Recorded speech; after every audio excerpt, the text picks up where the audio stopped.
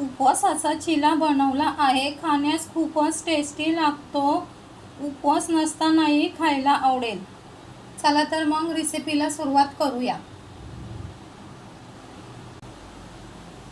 1 वाटी भगर घेतली, हिला वरई पण म्हणतात. पाव वाटी साबुदाणा घेतला. तवा गरम झाला. गरम तव्यावर भगर आणि साबुदाणा हलकासा भाजून घेऊ.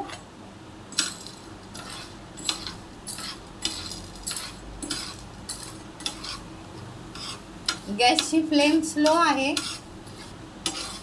2 ते 3 मिनिटे साबुदाणा भाजून घेऊ.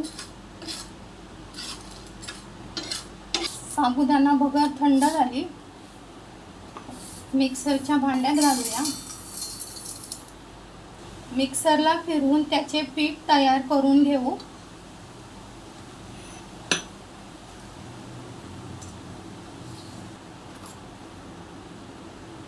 पीठ थोडंसं जाडसर आहे.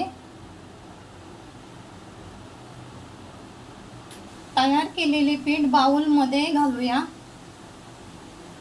दही घातले, चवीनुसार मीठ घातले, जिरे घातले, कट केलेली मिरची घातली, कोथिंबीर घातली, लाल तिखट घातलं. ते मी बटाटा किसून घेत आहे. किसलेला बटाटा स्वच्छ धुवून घेतला.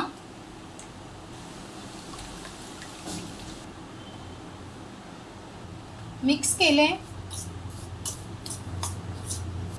थोडं थोडं पाणी घालायचं.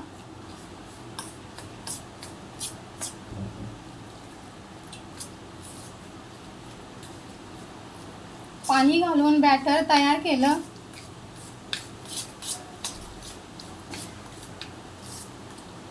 बॅटर जास्त घट्ट करायचं नाही किंवा पातळ करायचं नाही, मध्यम घट्ट ठेवायचं.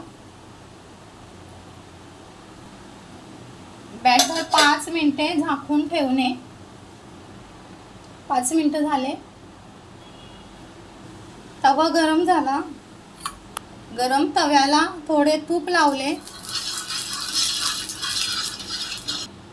चमचाभर बॅटर घेतले. तव्यावर घालून ते हलक्या हाताने गोल पसरवले.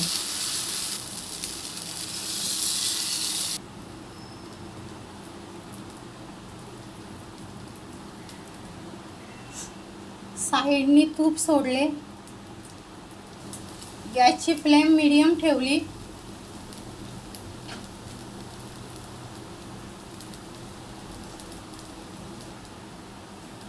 दोन मिनिटे झाली. कडा सुटायला लागल्या आणि खालची बाजू गोल्डन झाली की पलटी करणे.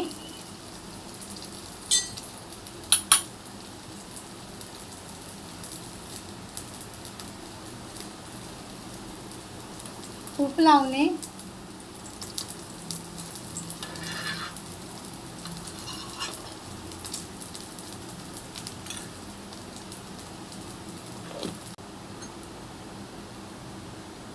दोन्ही साईडनी सोनेरी रंगावर भाजून घेतला.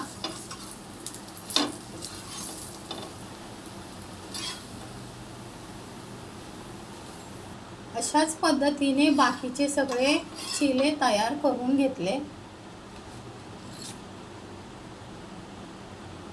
गरम उपवासाचा चिल्ला तयार आहे. दही किंवा शेंगदाण्याच्या चटणी सोबत खाण्यास खूपच टेस्टी लागतो. व्हिडिओ आवडला असेल तर लाईक आणि शेअर करा आणि चॅनेलला सबस्क्राईब करा.